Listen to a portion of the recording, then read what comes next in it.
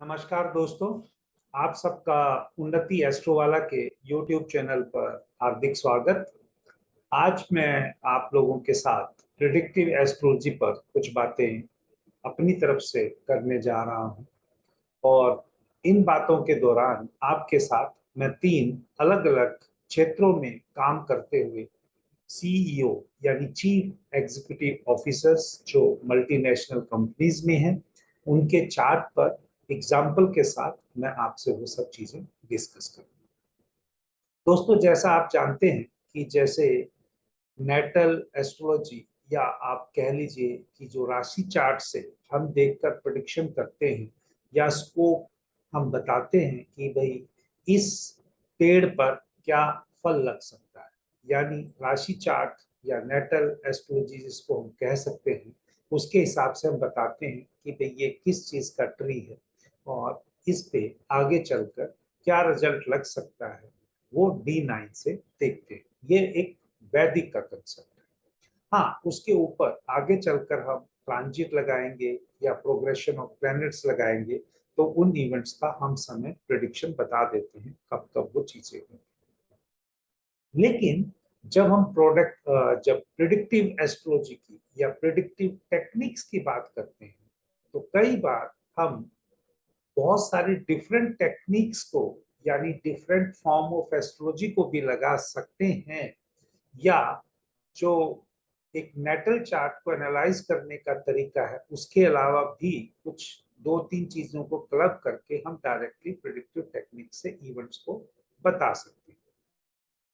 जैसे कि अगर हम न्यूमरोलॉजी का कंसेप्ट लगा लें और न्यूमरोलॉजी के कंसेप्ट में अगर किसी जातक का ड्राइवर और कंडक्टर अगर मान लीजिए 8 और 5 का कॉम्बिनेशन है, 8 और 5 के कॉम्बिनेशन के हिसाब से हम बता सकते हैं कि ये जातक या तो फाइनेंस के सेक्टर में या इंश्योरेंस के सेक्टर में या एस्ट्रोलॉजी में ठीक ठाक काम कर सकता है। इसी प्रकार अगर हम भृगुनंदी नाड़ी का कंसेप्ट लगाए, 5 और 8 के ही मैं प्लैनेट्स को करस्पॉन्डिंग लेता हूँ, जो कि यहाँ पर सैटर्न और मरकरी बनते हैं।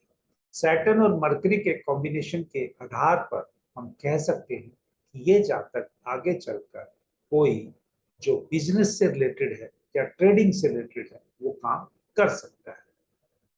इसी प्रकार अगर ये सैटर्न और जो मरकरी है कौन से भाव में बैठे हुए, उन भाव के कारक तत्व को या सिग्निफिकेंस को पकड़ लें तो हम वैदिक एस्ट्रोलॉजी के साथ और प्रोमिनेंटली कुछ इवेंट्स को प्रिडिक्ट कर सकते हैं। अगर मैं अब इन तीनों चीजों को प्रिडिक्ट करूं और तीनों चीजों को क्लब कर दूं एक फॉर्म में, तो एक तरह से ये आप कह सकते हैं कि ये प्रिडिक्टिव एस्ट्रोलॉजी का काम कर सकती हैं या हम इसको एक प्रिडिक्टिव टेक्निक बना सकते हैं जब हम इसको अलग अलग चार्ट्स पे लगा के देख सकते हैं। दूसरी बात जो मैंने देखी है, जो प्रिडिक्टिव टेक्निक की जो क्लब करने की बात है, जो मेरे अपने एक्सपीरियंस से या जैसे मैं एस्ट्रोलॉजी में आगे बढ़ रहा हूँ और अपना काम कर रहा हूँ, जो कुछ लोग अगर चार्ट के द्वारा या कुछ लोगों को पढ़ाते हुए जो उनकी इवेंट्स को देखता हूँ, तो प्रिडिक्टिव टेक्निक पर आने से पहले मैंने न्यूमरोलॉजी, वैदिक और भृगुनंदी नाड़ी के अलग अलग कोर्सेज किए। उन कोर्सेज का जब सफिशिएंट डाटा हो गया या सफिशिएंट जो मैं अपनी चीजों को क्लब कर सकता हूँ, अभी तो मैं ये नहीं कहूंगा कि मैंने कोई नई चीज डिजाइन की है या एक मेरा उनको अलग पढ़ने का उन इवेंट्स को कोई और तरीका है, मैं उन सब की बात नहीं कह रहा हूँ। मेरा सिर्फ उनको समझने का तरीका या उनको जो अरेंज करने का है अपनी भविष्यवाणी की तरफ, उनकी मैं बात करना चाह रहा हूँ। हम कई बार प्लैनेट्स के प्रोग्रेशन को, जिन राशियों में प्रोग्रेशन हो रहा है और जहां पर वो प्लैनेट्स बैठा है, उन राशियों के स्वभाव को देखते हैं। जैसे चर राशि में अगर वो गोचर हो रहा है तो वो इवेंट्स को जल्दी दे सकता है। अगर वो 20वां राशि में हो रहा है तो जो ऑलरेडी इवेंट चल रही है या ऑलरेडी कोई हमारी चीज जीवन में चल रही है उसमें वो बदलाव कर सकता है। अब वो बदलाव अच्छे का होगा या बुरे का होगा तो बाकी और ग्रहों की उस पर एक्सपेक्ट या बाकी और ग्रहों के साथ उसका क्या कॉम्बिनेशन है वो एक अलग बात है। इसके अलावा जो तीसरी जो चीज मैंने ये देखी है, आप चाहो तो इसमें ट्रांजिट लगा लो, या आप वो डायरेक्शन भी ले सकते हो, वो डायरेक्शन की स्ट्रेंथ भी ले सकते हो। तो उन सब चीजों को भी अगर आधार पे आप कर सकते हो, तो आप प्रिडिक्टिव टेक्निक्स लगा के या प्रिडिक्टिव एस्ट्रोलॉजी के बारे में कुछ अलग से चीजें निकाल सकते हो। तो आपने देखा होगा, जैसे आप यूट्यूब चैनल पर आते हैं, मेरी कुछ वीडियो न्यूमरोलॉजी पर है, कुछ वीडियो मेरी वैदिक एस्ट्रोलॉजी पर है, और बहुत सारी वीडियो आप भृगुनंदी नाड़ी पर भी पाएंगे। बहुत कम वीडियो प्रश्न कुंडली पर या केपी पर एक ही है। अभी आने वाले समय पे मैं इन सबको डालूंगा, और उसी के प्रोग्राम के तहत आज मैं आपके साथ कुछ चार्ट्स को शेयर करते हुए प्रिडिक्टिव टेक्निक्स के बेसिस पे आपसे बात करूंगा। तो आइए मैं आपके साथ चार्ट शेयर करता हूं। मैंने आपको पहले ही बता दिया कि मैं आज जो 3 एग्जाम्पल लेने वाला हूं, वो चीफ एग्जीक्यूटिव ऑफिसर्स जो मल्टीनेशनल में काम कर रहे हैं, वो इंडिया में उनकी कह सकते हैं जन्म हुआ, या उनकी स्कूलिंग या ग्रेजुएशन हुई, और कैसे वो पढ़ाई करने के बाद वो फॉरेन में गए, और फॉरेन में उन कंपनीज में वो स्टेटस को अटेन किया। वो सब चीजें इस चीज के द्वारा दिखती हैं। और एक पर्टिकुलर चार्ट पे मैं आप बताऊंगा अभी कि इनमें से एक वो सीईओ है, वो जब उसका 58th ईयर चल रहा होगा, वो वापस अपनी कंट्री में लौट कर भी आएगा, और यहाँ कुछ प्रोमिनेंट, या तो अपने स्टेट में, पर मुझे ऐसा लगता है कि वो उस टाइम पे गवर्नमेंट का या कोई मल्टीनेशनल का ही कोई एक बड़े ओहदे पे वो लौट के आएगा। यानी आप कह सकते हैं घर वापसी होगी उस सीईओ की। मैं नाम अब आपको बता दूं कि किसी पर्सन का नहीं लेने वाला हूं।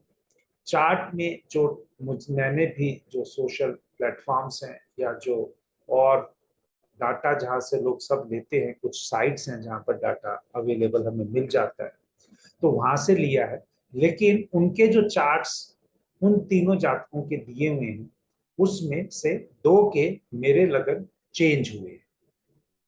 लगन इसलिए चेंज हुए हैं कि जब मैं किसी भी चार्ट पे उन जातक के जो प्रेजेंट इवेंट्स चल रही होती हैं, उनका कॉम्बिनेशन देखता हूं और प्रोग्रेशन ऑफ ईयर लेता हूं, तो मुझे पता चल जाता है कि इस जगह इस समय पर उनकी इवेंट्स ये चल रही होगी, और भृगुनंदी नाड़ी में हमें लगन से कोई मतलब नहीं होता। हाँ, लेकिन वैदिक की जब हम बात करते हैं, तो हमें लगन बहुत इंपॉर्टेंट रोल प्ले करता है।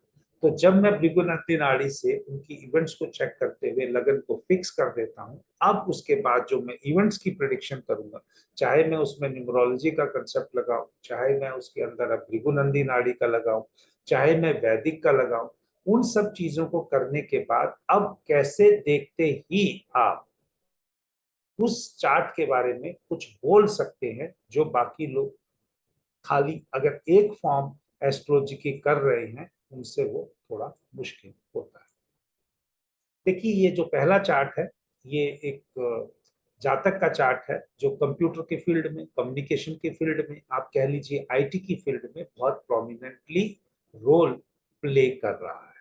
और इस जातक की जो एजुकेशन भी है, वो बीटेक एमटेक, या आप कह सकते हैं उन्होंने फॉरेन से एमएस भी किया है, या उसको कह सकते हैं कुछ वहाँ की रिक्वायरमेंट के हिसाब से उन्होंने अपनी एड ऑन क्वालिफिकेशन भी की है। और इनका जो स्टार्टिंग है, वो एकदम हाई पोस्ट पे उस कंपनी पे नहीं है। उसी का कंपनी के जैसे आप एम्प्लॉय बनते हैं, एम्प्लॉय से प्रमोशन करते करते कैसे वहां तक सीईओ बने, और हो सकता है कि वो डायरेक्टली जिसमें अभी सीईओ है उसकी डायरेक्टली उस कंपनी में ना, उसकी सिस्टर कंसर्न में हो, और वहां से अपग्रेड होते होते वहां तक अभी तक पूरे ग्रुप के समूह के बन गए। देखिए, जो प्रमोटर हैं या जो जिनकी वो कंपनी है, वो एक अलग बात है, लेकिन वहां पर जो एक चीफ, चाहे फाइनेंशियल ऑफिसर बोल लीजिए, चीफ एग्जीक्यूटिव ऑफिसर बोल लीजिए, चाहे वो चीफ टेक्निकल ऑफिसर बोल लीजिए, जो आपको एक राजा के प्रकार उस सर्विस में रखता है, जो राजा के प्रकार आपको उस सर्विस में मान सम्मान मिलता है, वो हम सूर्य से देखते हैं। और शनि हमारे जिस भी हम एस्ट्रोलॉजी को करें वहां प्रोफेशन का यानी व्यवसाय का कारक है। तो ये जो भी चार्ट है आप देखेंगे यहाँ पर सूर्य और शनि की आपस में कॉम्बिनेशन। हाँ, अगर मैं इसको वैदिक के हिसाब से देखूंगा तो वैदिक के हिसाब से अगर मुझे देखना हो तो अगर अष्टम भाव का स्वामी अगर छठे भाव में चला जाए तो आप ये कह सकते हैं कि यहाँ पर जो एक्सचेंज है, या आप ये कह सकते हैं कि यहाँ का स्वामी वहां चला गया तो अब या तो इसकी आयु बढ़ेगी या इसकी जिंदगी के ऑब्स्ट्रक्शंस कम होंगे, क्योंकि यहाँ पर अगर त्रिक भाव का स्वामी त्रिक भाव में ही चला जाए तो वो उतने नुकसान नहीं देता। ये वैदिक का कंसेप्ट है। अब मान लीजिए इनकी जो ऑब्स्ट्रक्शन थी वो ऑब्स्ट्रक्शन हट रही। अब भृगुनंदी नाड़ी के कंसेप्ट के हिसाब से जब भी सैटर्न और सैटर्न के ऊपर सन प्रोमिनेंटली अगर जैसा मैं पढ़ाता हूँ उसमें वो 90% यहाँ पर सपोर्ट दे रहा है, तो जो प्रोफेशन में नाम इज्जत मिलनी है वहां पर सूर्य उसकी गारंटी दे रहा है। दूसरी जो बात इस चार्ट में जो मुझे देखने को मिलती है, चाहे वो आप वैदिक का कॉम्बिनेशन बोल लीजिए, चाहे वो भृगुनंदी नाड़ी का कॉम्बिनेशन बोल लीजिए, जो किसी भी चार्ट में आप मंगल और चंद्रमा की युति पाएं, मंगल और चंद्रमा को आमने सामने पाएं, तो वो जातक के पास कई प्रकार से धन आता है। अब जैसे कि मैं कह रहा हूं कि ये जातक सीईओ है और ये सीईओ है, तो वहां पर जब ये सीईओ को खाली सैलरी नहीं मिलती है, इनको कंपनी के शेयर्स मिलते हैं, इनको प्रमोशन में भी या जो इनके एनुअल इंक्रीमेंट में भी है इनके शेयर्स की रेशियो या बढ़ती है, चाहे वो शेयर मार्केट वाले हों जो इनको अलग से मिलते हैं, या आप कह लीजिए इनकी नौकरी भी एक तरह से जैसे हम अपने बिजनेस में कहते हैं एक सैलरी से ऊपर अलग होता है। उस केस को अगर हम देखेंगे तो वो मल्टीपल तरीके से धन आता हुआ दिख रहा है। दूसरा जो है, अगर इनको बिजनेस की तरह ही या अपने सेल्फ ग्रोथ की तरह काम कंपनी में करना होता है तो वहां पर शुक्र का रोल बहुत ज्यादा इंपॉर्टेंट हो जाता है। तो शुक्र का रोल जब तक शनि के साथ या बुध के साथ ना हो तो इनको वो चीजें इतनी आसानी से नहीं मिलती। अगर हो जाए तो बहुत आसानी से मिलती है। तो इस चार्ट पे जो जो मैंने चीजें लगाई ये आपसे डिस्कस किया, ये तो चलो स्टेटस है, मैंने चार्ट लिया है और ये प्रोग्रेस भी कर गए। अगर हम किसी एक नॉर्मल आदमी का चार्ट देखें और वो नॉर्मल आदमी हमसे आके पूछना चाहे कि मेरे चार्ट में कोई ऐसी प्रोजेक्शन है, हाँ वो आप चार्ट में कह सकते हैं इस चार्ट में प्रोजेक्शन है, क्योंकि शनि का जुपिटर के साथ सीधा संबंध बन रहा है और शुक्र का भी सीधा गुरु के साथ संबंध बन रहा है। वैदिक कुंडली के हिसाब से शनि यहाँ पर इस कुंडली का स्वामी है, लग्नेश है, और भृगुनंदी नाड़ी के हिसाब से जो जातक है जहां पर जुपिटर होता है उसको ही हम प्रोमिनेंटली लेते हैं। इसके अलावा जो इनकी डेट ऑफ बर्थ है या जो न्यूमरोलॉजी के हम कॉम्बिनेशन लगा रहे हैं वो भी बड़े स्ट्रॉन्ग है, वो इंडिकेट करते हैं कि ये जातक टेक्निकल इवेंट्स में या स्किल वाला काम इसका प्रोमिनेंटली होने वाला है। क्योंकि जब जुपिटर का रेट्रोगेट होके यहाँ पर 11th हाउस में कॉम्बिनेशन बन जाता है और 4, 8, 12, मैं राशियों की बात कर रहा हूँ, भाव तो यहाँ 3, 7, 11 है, लेकिन जब हम भृगुनंदी नाड़ी की बात करते हैं भाव की बात नहीं करते, हम सिर्फ राशियों की करते हैं। वहां पर जब 4, 8, 12 के कॉम्बिनेशन में जातक का जब कॉम्बिनेशन हो गया मंगल के साथ यानी जुपिटर का कॉम्बिनेशन मंगल के साथ हो गया तो वो जातक बहुत ही स्किलफुल और बहुत मेहनती होता है। लेकिन सैटर्न और जुपिटर का कॉम्बिनेशन होने से उसको एकदम जीवन में तरक्की नहीं मिलती है, वो धीरे धीरे ही आगे बढ़ता है। लेकिन जुपिटर और सैटर्न का कॉम्बिनेशन ये इंश्योर करता है, ये उसको स्टैंप लगा के देता है कि आप मेहनत से काम करते रहोगे, मेहनत से जी नहीं चुराओगे तो आपको तरक्की से या आपका उस कंपनी में नाम होने से कोई भी नहीं रोक सकता। अब दूसरी बात जो मैं यहाँ पर कहने जा रहा हूँ, चाहे वो मैं कोई भी कंसेप्ट लगा रहा हूँ, क्योंकि अभी ये सब चीजें मेरे कोर्स की पार्ट होती हैं। अब मैं आपको एक चीज बता रहा हूँ, ये जहाँ तक इस टाइम पे जो इसकी ये चल रही है, चाहे ये 51 ईयर का है, ये रनिंग एज है, या कुछ चेंज भी होगा, तो मान लीजिए ज्यादा 52 का होगा, जो चार्ट अगर कुछ डाटा में कुछ मिस इन्फॉर्मेशन है भी। तो मैं यहाँ पर एक प्रिडिक्शन करके डाल रहा हूँ कि जब ये 58 ईयर्स का रनिंग होगा, वो मेरी अपनी जुपिटर की प्रोग्रेशन की कैलकुलेशन से है, जब ये 58th ईयर में रनिंग होगा, तो अगर ये अभी किसी और कंट्री में रह रहा है और ये भारत का रहने वाला है, ये लौट के आएगा। जो टाइम पीरियड लौट के आने का है वो है ये 29/4/2030 से लेके 5/4/2031 के बीच में इसको आना है। ये मंगल की महादशा चल रही होगी उस टाइम पे, और गुरु का अंतर चल रहा होगा। अगर मैं इसको और थोड़ा सा अपनी एक ज्योतिषी की प्रिडिक्शन को आगे फ्यूचर की फॉर्म में डाल रहा हूँ, इतने महीनों की जो टाइम है, ये अप्रोक्सीमेटली 1 साल का है, इसको अगर मैं और मिनिमाइज करूं तो मुझे ये काम होता हुआ दिख रहा है 2030 दिसंबर में।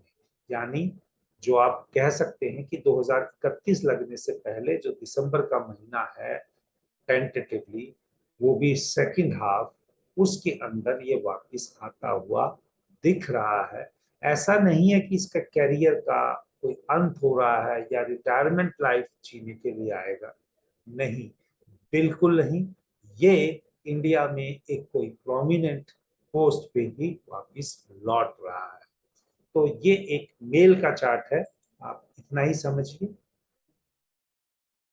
नेक्स्ट जो चार्ट मैं आपको शेयर करने जा रहा हूँ, उससे पहले एक छोटी सी बात, क्योंकि मैं अगर इंफॉर्मेशन डालता हूँ वीडियो में तो उसके बारे में मैं कुछ अपनी जो इवेंट्स आने वाली हैं उनके बारे में बताता हूँ।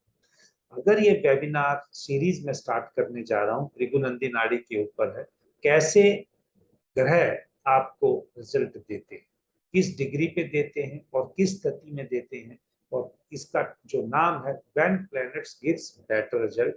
तो इसमें जो मेन प्लैनेट्स हैं, चाहे हम 9 प्लैनेट्स लेते हैं, लेकिन अगर मान लीजिए कारक तत्व के हिसाब से वो 9 के 9 प्लैनेट हम कवर करेंगे, तो उनमें किस जातक को वो किस डिग्री पे रिजल्ट देते हैं, ये मैं वेबिनार करने जा रहा हूँ। इसकी रजिस्ट्रेशन फी है, और ये जो मेरे मोबाइल नंबर और जीमेल पे जो आईडी है, इस पे आप संपर्क कर सकते हैं।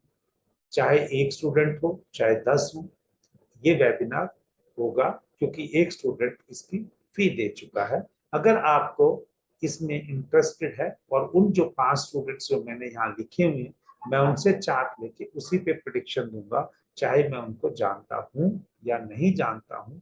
क्योंकि मेन तो यही चीज हमें देखनी है, अगर हम कोई चीज किसी को सिखाना चाहते हैं। अगर अनजान बारे बंदे के बारे में पूछें कि इसको ये प्लेनेट किस टाइप का रिजल्ट दे रहे हैं, अगर वो उनके बारे में कमिटमेंट करके बताता है यस और नो की फॉर्म में, या वो एक सही उत्तर देता है, यही हमारी लर्निंग और उस जातक की जो हमसे ये चार्ट्स देगा, उसकी आगे चल के अपने चार्ट्स के हिसाब से संभलने की स्थिति आती है।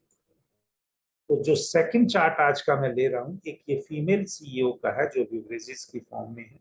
और ये जो फीमेल है, इन्होंने भी इनका यहाँ पर जो कंसेप्ट लगाया था पहले चार्ट में, मैं डिफरेंट कंसेप्ट लगा, क्योंकि ताकि प्रिडिक्टिव टेक्निक्स को मैं कवर कर रहा हूँ, एक चार्ट पे सारी ना लगा के 3 चार्ट्स पे कुछ कुछ लगाते जा रहा हूँ। अगर आप अपने चार्ट पे उनको प्लग करके लगाएंगे तो आपको पता चल जाएगा कि प्रिडिक्टिव टेक्निक्स से भी हम कितना अच्छा एक चीज निकाल सकते हैं, स्वयं निकाल सकते हैं। अगर हम किसी ज्योतिषी से भी अपने चार्ट का वो चीजों को, अगर हमारा थोड़ा इंटरेस्ट है और हम उसकी नॉलेज रखते हैं, तो आप एटलीस्ट एक रूपरेखा तो तैयार कर सकते हैं। मैं किसी ज्योतिषी के पास आपको जाने से नहीं रोक रहा हूँ, क्योंकि मैं कोई ज्योतिषी नहीं, मैं तो एक टीचर हूँ, और पहले टीचिंग का ही काम करता था इंजीनियरिंग कॉलेज में। अभी इस क्षेत्र में आया हूँ, तो अपनी मेहनत से इसी में अभी मेरा कैरियर बनाने की मैं सोच रहा हूँ। देखते हैं कितना आगे मैं भी बढ़ पाता हूँ। तो यहाँ पर जो मैं आपको जो प्रिडिक्टिव टेक्निक लगाने वाला हूँ, पंचांग के 2 कंपोनेंट लेने वाला हूँ। पंचांग में जैसा आप जानते हैं तिथि होता है, वार होता है, नक्षत्र होता है, योग होता है और करण होता है। ये 5 चीजें मिला के पंचांग बनता है। लेकिन इसमें से एक चीज ले रहा हूं मैं, जो वो दिन पैदा हुई, जो उस दिन क्या दिन था जिस दिन ये जातक पैदा हुआ या जातिका पैदा हुई, और उस टाइम पे क्या हो रहा चल रहा था। इन 2 चीजों को देख कर भी हम जातक के बारे में बहुत कुछ बता सकते हैं। बाकी सब पंचांग से क्या बताएंगे, प्रिडिक्शन देंगे, वो अलग बात है। शुक्र जो कारक है, जैसे आप देखते हैं परफ्यूम, हमारी लग्जरी आइटम्स, या हमारा कोई भी बॉन्डिंग जो है वो शुक्र से, या विवाह भी जो बॉन्ड की ही तरह होता है, वो सब शुक्र से देखते हैं। यहाँ पर मैं बात कर रहा हूं कि ये जातिका शुक्रवार वाले दिन पैदा हुई और उस दिन शुक्र का ही हो रहा था। मैं और कुछ नहीं कहने वाला। शुक्र जब परफ्यूम है, वो जब लेडीज यूज करती हैं, उसमें सबसे ज्यादा केमिकल चीजों का एनालिसिस होता है और सारे परफ्यूम शुक्र से ही देते हैं। और इस जातिका ने केमिस्ट्री की ही डिग्री की, उसके बाद एमबीए किया, या 2 डिग्रियां होंगी, एक इंडिया की, जैसे पहले पिछले चार्ट में थे कुछ लोग एमएस करने के बाद फिर दूसरी कुछ एमबीए टाइप की चीज कर लेते हैं, बट इनकी दोनों एमबीए टाइप किया पब्लिक एडमिनिस्ट्रेशन में। अब यहाँ पर भी देखेंगे कि इनका भी सन और शन, सूर्य सूर्य और शनि दोनों साथ बैठे हुए शुक्र के साथ युति बना रहे हैं। जो चीजें पिछले महीने में कही ऑटोमेटिकली यहाँ लग रही है, और प्रोमिनेंट हो जाता है जो शनि उच्च का है और साथ में शुक्र भी अपनी राशि में ही बैठे हुए और लगन में है, और लग्नेश भी वही है। इसके अलावा जो हम त्रिकोण की बात करते हैं, त्रिकोण में कोई शुभ ग्रह बैठने से, शुभ ग्रह बैठने से चार्ट की शुभता और बढ़ जाती है। चाहे यहाँ पर जो चंद्र है वो शनि की राशि में है, उसका को लॉर्ड आप कह सकते हैं राहु भी होता है, तो ये इस जातिका को कुछ दिक्कत देगा। लेकिन क्योंकि वापिस चंद्र पर गुरु की ब्लेसिंग आ रही है, जुपिटर की ब्लेसिंग आ रही है, और इनके चार्ट में जो जुपिटर है वो 3 और 6 भाव का स्वामी, जो प्रोफेशन के अंदर एटलीस्ट जो ओवरऑल जो लाभ होना चाहिए वो यहाँ पर गुरु गारंटी दे रहा है। गुरु 6ठे भाव में थोड़ा परफॉर्म अच्छा नहीं करते हैं, लेकिन क्योंकि वो पराक्रम के भाव के स्वामी भी हैं और वहां जाकर बैठ गए हैं 11वें भाव में, जैसा आपने मेरी वीडियो में सुना होगा, उपचे भाव का स्वामी 3, 6, 10, 11 उपचे भाव है, तो तीसरे का स्वामी 11वें में बैठ गया, तो वो उसको स्ट्रगल के साथ या अपॉर्चुनिटी दिला के, एक अगर जाति भी है तो साथ के साथ दूसरी दे देगा और उसकी ग्रोथ होगी। अब ये जातिका ने भी अपने उस कंपनी में डिफरेंट डिफरेंट कंपनियों में मैनेजर लेवल से शुरुआत की और लास्ट में उस कंपनी की चीफ फाइनेंशियल ऑफिसर भी बनी, उसके बाद चीफ एग्जीक्यूटिव ऑफिसर बनी। और ये दुनिया की जो 11 स्ट्रॉन्ग फीमेल मल्टीनेशनल या फॉर्चून कंपनी, जो 500 फॉर्चून्स कंपनी है, उनमें से जो सीईओज हैं, उनमें 11 सीईओज में फीमेल में से ये भी वन ऑफ द पर्सन है। कारण क्या, सिर्फ सिर्फ और सिर्फ शुक्र के वार के दिन पैदा हुए, शुक्र का इन्होंने गोरा में जन्म लिया और अपनी लाइफ में जो स्टार्टिंग की वो शुक्र से ही की, और शुक्र को ही इन्होंने छोड़ा नहीं एक्टिविटी। ये अपने आप को अगर आप चार्ट समझ रहे हैं, she always remain elegantly dressed, चाहे वो मॉडर्न अटायर है चाहे वो इंडियन अटायर है। इनके चार्ट से मैं ऐसा आपको नहीं बोल रहा हूं कि ये वापिस आएंगी, पिछले चार्ट से मैंने बोला है कि वो वापिस जातक आएगा। इनके जो कर्म है इस तरह के हैं, वो मुझे नहीं लगता, चाहे चार्ट में प्रोजेक्शन है इनके भी वापिस अपने यहाँ से जुड़कर, देश से जुड़कर, लेकिन इनके जुड़कर वो प्रोजेक्शन है कि मान लीजिए वो ब्रांड मल्टीनेशनल फॉरेन कंट्री में है, वहां की ये नागरिकता भी ले सकती हैं। और लेकिन जब उसके जो आउटलेट्स हैं या जो उसका बहुत बड़ा बिजनेस का शेयर है वो इंडियन मार्केट से मिलेगा। इनके चार्ट में इस टाइप की प्रोजेक्शन है। इस टाइप की प्रोजेक्शन नहीं है कि ये आके इंडिया में वापस यहाँ पर सेटल होगी। तो दोस्तों, आज का तीसरा चार्ट जो मैं आपसे शेयर करने जा रहा हूँ, उस तीसरे चार्ट से पहले फिर वही कि एक कोर्स भृगुनंदी नाड़ी के ऊपर जो किसी की स्पेशल रिक्वेस्ट पे, अदरवाइज तो मैंने कहा था नहीं अब, लेकिन किसी ने फॉरेन से एक स्टूडेंट है, क्योंकि मैं ज्यादा ग्रुप में पढ़ाता नहीं, तो उनके साथ मैंने कमिटमेंट किया था पहले, अब इन्होंने ये टाइम सिलेक्ट किया है, तो अगर मैंने उनको एक को पढ़ाना है तो आप भी अगर इंटरेस्टेड है तो ये कोर्स कंटेंट लिखे हुए हैं, ये टाइमिंग लिखे हुए हैं, और आप ये क्या नंबर लिखे हुए हैं। फीस आपको सबको पता है मेरी सेम है। हाँ, मैं नोट्स पीडीएफ फॉर्म में और वीडियो रिकॉर्डिंग सिर्फ प्ले करने की फॉर्म में शेयर करता हूँ। अगर आपको ये चीजें चाहिए और अच्छी लगती हैं और आपको भृगुनंदी नाड़ी सीखना है बेसिक प्लस एडवांस सिर्फ 16,000 रुपये में, तो आप मुझसे संपर्क कर सकते हैं। आज का तीसरा चार्ट, ये एक सोशल मीडिया प्लेटफॉर्म के सीईओ का, चीफ एग्जीक्यूटिव ऑफिसर का चार्ट है। और इस टाइम पे वो जिस कंपनी में काम करते हैं, चीफ एग्जीक्यूटिव ऑफिसर, उस कंपनी का बड़ा बेचने का, खरीदने का, डील होने का, डील कैंसिल होने का अभी इश्यू चला। ये उसके सीईओ, आप समझ सकते हैं, नाम नहीं। टेक्निकल एजुकेशन है, बाहर भी इन्होंने हायर स्टडीज किया। तो अब ये देखिए कि इनके जीवन में वो क्यों हुआ। भैया प्रमोटर कोई और है, पैसा किसी और का लगा हुआ है, ये तो सीईओ है। लेकिन जहां वर्किंग प्लेस पे अगर हम देखते हैं 10th हाउस से अगर हम यहाँ पर देखते हैं उस बंदे का, उस कंपनी में स्टेटस, यहाँ पे शुक्र और मरकरी बैठे हुए बहुत अच्छे। लेकिन जब यहाँ से 10th हाउस से अगर हम देखेंगे 3rd हाउस में देखिए इनका इस टाइम पे क्या चल रहा है। ये 3rd हाउस का इनका एक्टिवेट हुआ, किस वजह से हुआ वो एक अलग बात है। लेकिन जब भी प्रोफेशन की बात करनी हो तो हमें खाली 10th हाउस की या 6th हाउस की बात नहीं करते हैं, वो वहां पर फर्स्ट जो कंडीशन है वो 10th हाउस से 6 देखना है, तो वहां पर जॉब का स्टेटस देखना है। और जो प्लैनेट्स बैठे हुए हैं उनके साथ उसका क्या संबंध बनता है या उसके आगे कौन से प्लैनेट बैठे हुए हैं, वो चीजें दिखा रहे हैं। तो इनके चार्ट से जो प्रोमिनेंटली ये चीज दिखा रहा था, जुपिटर की महादशा में ही ये सीईओ बने हैं, इसी के अभी कुछ दिन पहले।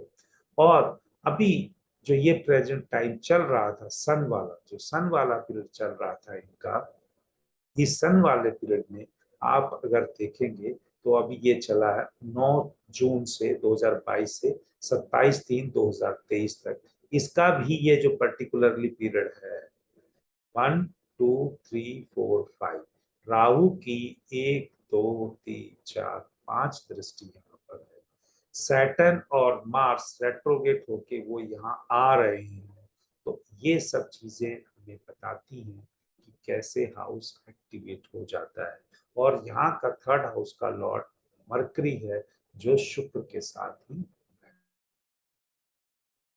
तो ये जातक की चाहे टेक्निकल एजुकेशन है, इस चार्ट में भी आप देखेंगे सीधा सैटर्न और सन का कॉम्बिनेशन नहीं है। लेकिन सैटर्न किसकी राशि में है? शुक्र की राशि में। सूर्य किसकी राशि में है? शुक्र की राशि में।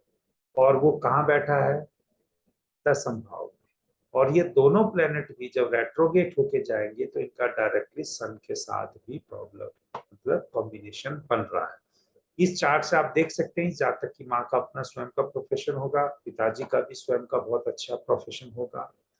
इनकी जो वाइफ है, जो वाइफ को हम भृगुनंदी नाड़ी में शुक्र से लेते हैं, शुक्र का भी कॉम्बिनेशन अगर हम देखेंगे तो 2 6 10 का वो डायरेक्टली दिखाता है कि वाइफ का सेटल सामने से देख रहा है। खुद का प्रोफेशन होगा, वो खाली टीचर भी होंगी और कहीं पे एडवाइस का काम भी करेंगे। और इनके चार्ट से मैं अपने भृगुनंदी नाड़ी के कोर्स में बताता हूँ कि जुपिटर की पोजीशन देखकर कैसे वो देखना है। इनके चार्ट में एक ही चाइल्ड का मुझे प्रोजेक्शन दिखता है। अभी यंग है, हो सकता है और भी बच्चे करना चाहिए, लेकिन मुझे प्रोजेक्शन अभी एक ही दिखता है। तो दोस्तों, आज मैंने ये थोड़ा वीडियो लंबा हुआ, प्रेडिक्टिव एस्ट्रोलॉजी के बारे में बात की और अपने एक वेबिनार के बारे में, और भृगुनंदी नाड़ी का जो कोर्स 9 सितंबर से हो रहा है शुरू, 3 बजे से लेके 5 बजे तक, उसके बारे में कुछ बात की। अगर आपको मेरी बातें पसंद आती हैं, मेरी एस्ट्रोलॉजी पसंद आती है, तो प्लीज चैनल को सब्सक्राइब करना मत भूलिए। आपका सहयोग ही मुझे आगे बढ़ाने के लिए मदद करता है। आपके सहयोग के बगैर हम लोग इसमें आगे बढ़ने में नाकाम रहेंगे। जितना आपका सहयोग मिलेगा उतना आपका मैं धन्यवादी रहूंगा। जय श्री राम।